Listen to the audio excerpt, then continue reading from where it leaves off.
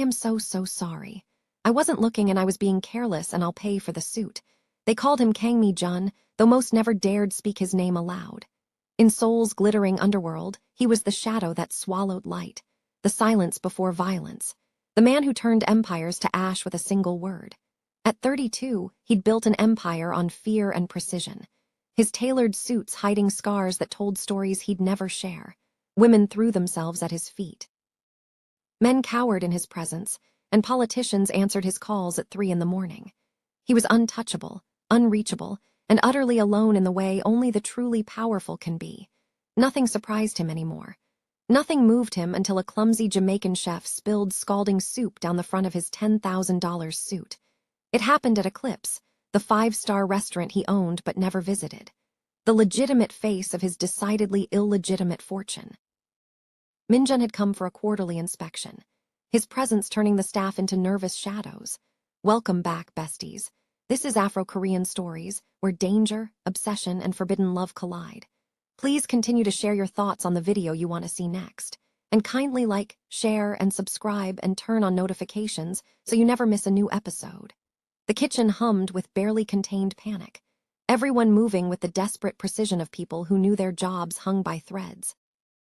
Then Jennifer Williams burst through the swinging doors, balancing a tray of French onion soup, her chef's white splattered with evidence of a busy lunch service, her dark locks tied back in a hasty bun.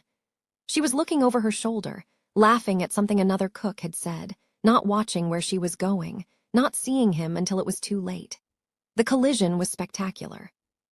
Soup everywhere, his Armani jacket ruined, his white shirt transparent with beef broth, and her frozen in horror, brown eyes wide, mouth forming an O of absolute terror as she realized exactly who she just assaulted with root vegetables and caramelized onions. The restaurant went silent. Even the music seemed to stop. His guards moved forward, hands reaching for weapons, but Min-jun raised one soup-dripping hand. Everyone froze. He looked down at his ruined suit, then up at the woman who destroyed it. She was beautiful in that effortless way that couldn't be bought or manufactured. All natural curves and golden brown skin with a face that showed every emotion she felt. Right now, that emotion was pure panic. I am so sorry, Jennifer stammered, grabbing napkins from a nearby table, then stopping, unsure if touching him would make things worse. I wasn't looking, I was being careless, I'll pay for the suit. Well, you'll pay for it. His voice was quiet, dangerous, the kind of calm that preceded storms. Do you have any idea what this suit costs? She swallowed hard. Probably more than I make in 6 months. Try 12. He peeled off the jacket, handed it to one of his men without looking. You're the new chef, the one from Jamaica. It wasn't a question, but she answered anyway. Yes, sir, Jennifer Williams. I started 3 weeks ago, stop apologizing. He unbuttoned his cuffs with deliberate slowness, rolling up his sleeves to reveal forearms marked with tattoos that disappeared beneath the fabric. Apologizing implies you'll be more careful next time. Will there be a next time? Jennifer Williams from Jamaica. Something flickered in her eyes then, a spark of defiance breaking through the fear. Not if I can help it, sir. The corner of his mouth twitched, almost a smile. Good, because next time I won't be so understanding. He turned to leave, then paused. Your jerk chicken needs more Scotch bonnet and the rice lacks pimento. If you're going to cook Jamaican food in my restaurant, do it properly. He left her standing there dripping with soup, confused about whether she'd just been threatened or given culinary advice. Over the next 2 weeks, Min-jun found reasons to visit Eclipse that he'd never needed before. A meeting with suppliers, a private dinner with business associates, a sudden interest in quarterly reports that usually bored him senseless. Each time he made sure to pass through the kitchen, and each time he found Jennifer, she'd taken his criticism to heart. The jerk chicken now carried the perfect heat. The rice and peas sang with authentic flavor. She worked with a fierce concentration that reminded him of himself, her hands moving with practiced confidence, her commands too. The kitchen staff brooking no argument. She belonged here in the chaos and heat, creating something real from raw ingredients. It fascinated him more than it should have. You're staring.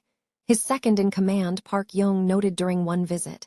The staff is starting to talk. Let them talk. She has a boyfriend, some marketing executive. I had him checked out. Min-jun Unk's expression didn't change, but something cold settled in his chest. I didn't ask you to investigate her. You didn't have to. Young knew him too well. He's not good enough for her. Sees other women careless about covering his tracks. Why would I care about that? Jung just smiled. Jennifer first realized something was wrong when Marcus started working late every Thursday, then Fridays, then weekends. They'd been together for 8 months. Long enough for her to have moved into his apartment, short enough that she still kept boxes unpacked in his spare room. He was charming, successful, said all the right things about supporting her culinary dreams. But lately, he'd been distant, distracted, his phone always faced down on tables. The truth arrived via Instagram because the universe had no mercy. A mutual friend story posted and deleted within minutes, but not fast enough. Marcus at a wine bar in Gangnam, his arm around a woman who definitely wasn't Jennifer, his mouth on her neck in a way that left no room for misinterpretation. She stared at her phone for a long time, sitting in the Eclipse break room during her split shift, feeling something break and reform inside her chest.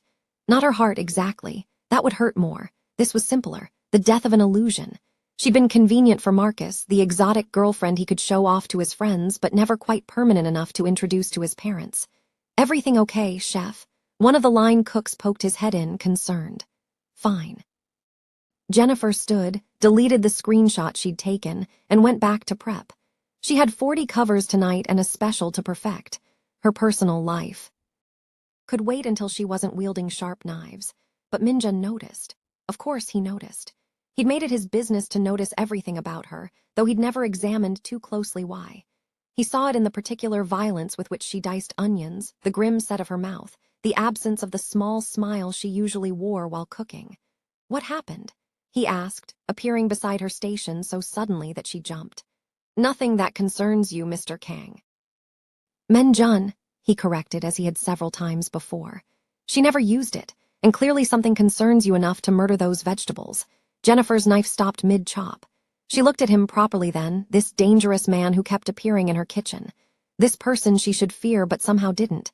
Maybe it was the exhaustion or the betrayal still raw in her chest, or the simple fact that she was tired of being careful. My boyfriend is cheating on me, she said flatly. I found out an hour ago.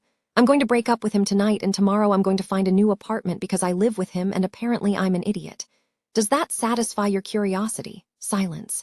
His face revealed nothing, but his eyes had gone very dark. You deserve better, he said finally. I know. She resumed chopping with slightly less violence. Doesn't make it easier.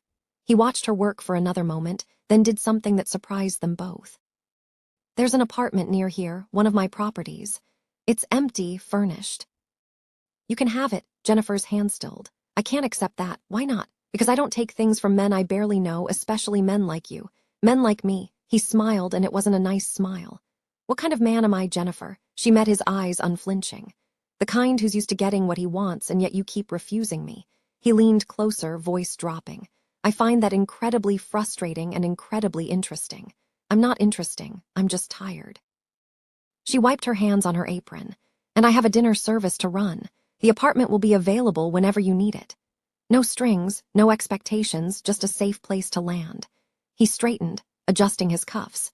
Consider it an apology for my terrible soup-related behavior.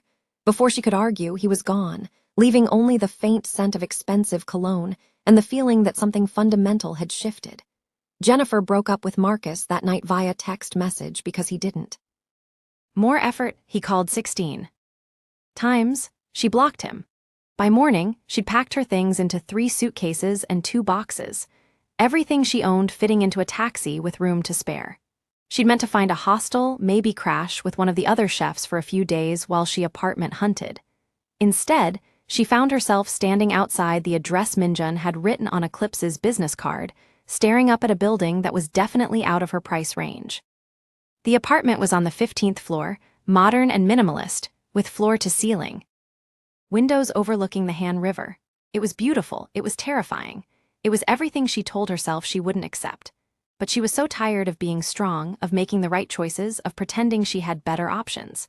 So she unlocked the door with the key that had been waiting at the front desk under her name, set down her suitcases, and let herself have this one moment of weakness. The flowers arrived the next day. Not roses, nothing so cliché. Bird of paradise, bright and fierce, and impossible to ignore with a card that read only for new beginnings. Minjun started appearing at Eclipse daily after that, always finding reasons to visit the kitchen, to taste her food, to stand too close while she worked. Jennifer told herself she should be frightened. Everything she'd heard about him suggested a man who took what he wanted and destroyed what he couldn't have. But he never touched her without permission, never threatened, never demanded. He just watched, waited like he had all the time in the world. "You're playing with fire," warned Maria, one of the sous chefs who'd worked at Eclipse for years. "That man is dangerous." "I know. Then why do you let him come around?" Jennifer didn't have a good answer. Only that when Minjun looked at her, she felt seen in a way she'd never experienced before, like she was the only person in his carefully controlled world who mattered. It was intoxicating and terrifying in equal measure. 3 weeks after she'd moved into his apartment, Minjun invited her to dinner.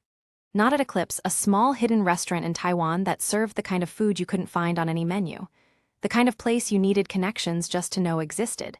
"Is this a date?" Jennifer asked because she'd learned that directness worked with him. "Do you want it to be? I don't know what I want. Honest, at least. Then let's call it 2 people sharing a meal." His smile was slight, genuine. No expectations. But expectations built themselves course.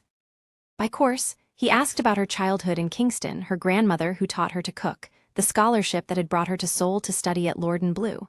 She asked about nothing because everything about him felt like dangerous territory. But he volunteered anyway. Small truths offered like gifts. His mother died when he was 12, the uncle who'd raised him in the organization. The loneliness of power that no one ever talked about. "Why me?" Jennifer asked over dessert. The question that had been building for weeks. "You could have anyone. I don't want anyone." He reached across the table, his fingers barely brushing hers. "I want the woman who looked at me covered in soup and saw just a man, not a monster. I want the chef who refused my gifts in my apartment and everything I could give her until she needed help and was brave enough to accept it. I want you, Jennifer Williams. I have since that first day." Her breath caught. "You don't know me? Then let me." It wasn't a demand. It was the closest thing to begging she'd ever heard from him. And that vulnerability broke something open inside her chest. "I'm afraid," she admitted, "of what you are, what people say you do, the world you live in. I'm afraid, too," his thumb traced circles on her palm, "of how much I want this, of what I do to keep you, of the fact for the first time in my life, I care about something more than survival and power." He lifted her hand to his lips, pressed a kiss to her knuckles. "But I'm more afraid of the regret if I let you walk away." Jennifer felt the last of her resistance crumble. "This is a terrible idea, probably." His smile was real now, transforming his face into something almost soft. "Do it anyway," so she did. Loving Minjun was nothing like she'd expected. He was gentle in ways that contradicted everything she knew about him, patient with her fears, careful with her heart. He never brought his work home, never let the violence of his world touch her. When they were alone in the apartment that had become theirs, he was just a man who cooked her breakfast badly and laughed at her corrections, who fell asleep during movies and woke up reaching for her like he was afraid she'd disappeared. But the underworld noticed because power always noticed change.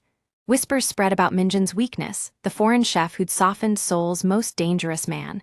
Rivals tested boundaries. His own organization questioned his judgment. Jae-sung warned him repeatedly that she made him vulnerable. "Then I'm vulnerable," Minjun said simply. "I won't give her up." The threat came on a Tuesday, delivered to Eclipse in an envelope marked with the symbol of a rival syndicate. Inside, photos of Jennifer at the market, walking home, cooking. The message was clear. They could reach her whenever they wanted. Minjun's response was swift and brutal.